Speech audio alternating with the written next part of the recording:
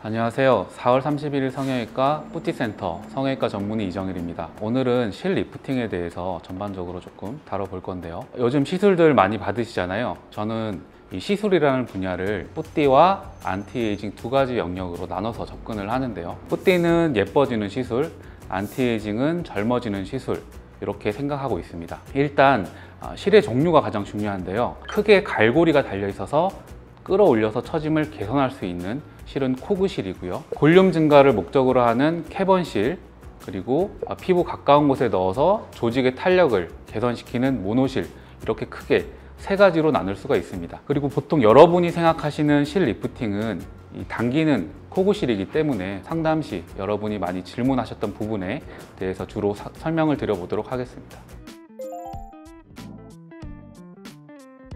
실 리프팅을 검색해 보시면 민트실 리프팅이라는 문구가 아마 제일 많이 나올 겁니다. 민트실은 한스 바이오메드라는 국내 회사에서 생산하는 PDO 성분의 실입니다. 또 실의 돌기가 강력한 점도 이 실의 장점입니다. 하지만 결국 민트실이란 브랜드 이름입니다. 우리가 상처 밴드를 데일 밴드라고 하듯이 실 리프팅에서 홍보가 잘 되었기 때문에 어떤 하나의 고유 명사처럼 되어 있는 거죠. 다른 제품에 비해서 인지도가 있기 때문에 조금은 더 비싸기도 합니다. 그런데 어떤 경우에는 꼭 민트실이 제일 좋지만은 않은 경우도 있습니다. 조직 탄력이 많이 없는 편이거나 조직 두께가 얇은 편이어서 하면 오히려 강한 힘 때문에 울퉁불퉁해 보이는 경우들이 생길 수도 있습니다. 사실 이 민트실을 만드는 회사는 굉장히 많습니다. 오히려 여러분은 이 한스 바이오메드보다 종근당이나 대웅제약 같이 여러분이 더 많이 들어보셨을 대기업의 제품들도 많이 있습니다. 회사마다 모양도 조금씩 다르고 강도도 조금씩 다르죠. 결국 실 리프팅의 고유 명사가 민트실 리프팅이고, 민트실은 좋은 실이지만 병원에 따라서는 다른 실을 사용할 수도 있고, 또 개개인 의사의 손에 익은 실로 여러분의 맞는 디자인을 하는 것이 더 좋은 결과를 내는데 중요하다고 얘기할 수 있겠습니다. 사실 사람에 따라 다르긴 하죠. 만약 전체적으로 많은 처짐이 있으신 연세가 드신 분을 기준으로 한다면 제 기준에서는 이제 광대 위쪽으로 해서 한 3-4줄 정도 옆방향으로 놓고요. 수직 방향으로 한 2-3줄 정도 놓고, 또 이 턱선을 따라서 한 2-3줄 정도 아마 넣을 것 같습니다. 그러면은 최소 10줄에서 최대 한 20줄까지 시술을 보통 하는 것 같습니다. 물론 나는 부분적으로 조금 딱 부분적으로만 시술을 한다고 하면 거기에 맞게 조금 더 적은 실을 넣게 되겠죠. 또 이제 사람에 따라 실의 개수가 달라질 수 있는 요소는 꼭 이 코그실만으로 모두 사용하는 것이 아닙니다. 어떤 실은 고정을 할 수 있는 소위 픽스실이라고 하는 실도 있는데요. 처져 있는 정도에 따라서 부분 픽스실을 섞어서 고정력을 올리는 역할로도 쓸 수 있습니다. 또 어떤 실은 하나의 실에 양쪽으로 2개의 실이 길게 연결되어 있기도 합니다. 실에 따라서 길이가 다른 실을 중간중간 삽입할 수도 있고요. 그래서 이런 부분들은 개개인의 얼굴에 맞게 디자인을 달리해서 또 실의 개수도 달라질 수가 있습니다. 요즘은 대부분의 병원에서 녹는 실만을 사용합니다. 흐물흐물하게 이제 나중에 분해가 되면서 실을 삽입한 주변으로 콜라겐 조직이 형성되고 실 성분은 배출이 되게 됩니다. 크게 이제 녹는 실 성분에는 PDO, PCL, PLLA가 있는데요.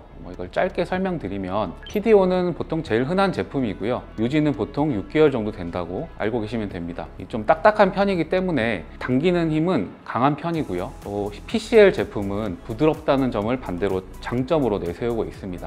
그리고 유지 기간도 2년 정도로 길다고 알려져 있고요. 다만 좀 부드럽기 때문에 당기는 힘은 조금 약한 편이고, 또 이 생산 가격이 좀 더 높기 때문에 아무래도 시술 가격이 좀 비싼 편입니다. 마지막으로 PLLA는 그 중간쯤이라고 생각하시면 되는데요. 다른 종류의 제품들보다는 콜라겐 합성력에서 우수하다고는 알려져 있습니다. 하지만 우리가 실 리프팅을 할 때 콜라겐 합성을 좀 목적으로 하진 않기 때문에 이건 그냥 참고 정도만 하면 되겠습니다.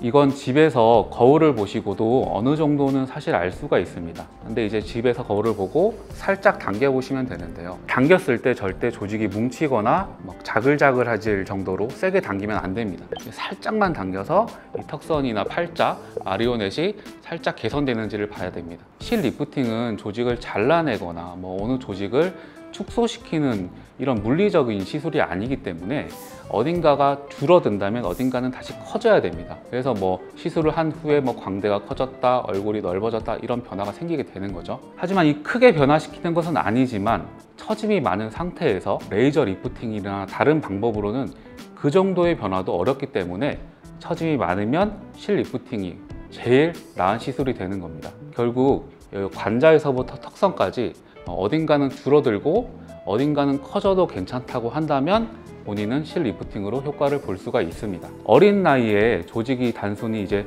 무거워서 이제 처져 보이는 경우라든지 원래 조직이 단단하거나 무거우면 실 리프팅으로 효과를 보기 어렵죠. 그리고 이제 늘어짐과 함께 뭐 볼이 홀쭉하다든지 이런 심한 볼륨 감소가 있는 경우에는 거의 무조건 필러나 지방 이식을 함께 하는 것이 좋습니다. 이상 실 리프팅에 대해 많이 받았던 질문들에 대해 쭉 설명을 드렸는데요. 항상 제일 중요하다고 말씀드리는 거는 시술자가 잘 하지 않으면 뭐 실 성분이 어떻고 종류가 어떻고 뭐 줄수가 어떻고 이런 내용들은 사실 아무 의미가 없습니다. 그냥 실이 얼굴에 그냥 들어있을 뿐이죠. 그래서 그렇게 실이 들어있기만 해서 얻을 수 있는 건 그냥 실 주변에 생기는 약간의 콜라겐 섬유로 탄력의 증가가 약간 증가하는 정도이기 때문에 시술자가 적절한 시술을 하는 게 사실 제일 중요하다고 생각합니다. 영상이 도움이 되셨다면 좋아요, 구독, 알림 설정 해주시고요. 궁금하신 내용은 댓글로 달아주시면 답변을 달아드리도록 하겠습니다. 지금까지 4월 31일 성형외과 뿌띠센터의 성형외과 전문의 이정일이었습니다. 감사합니다.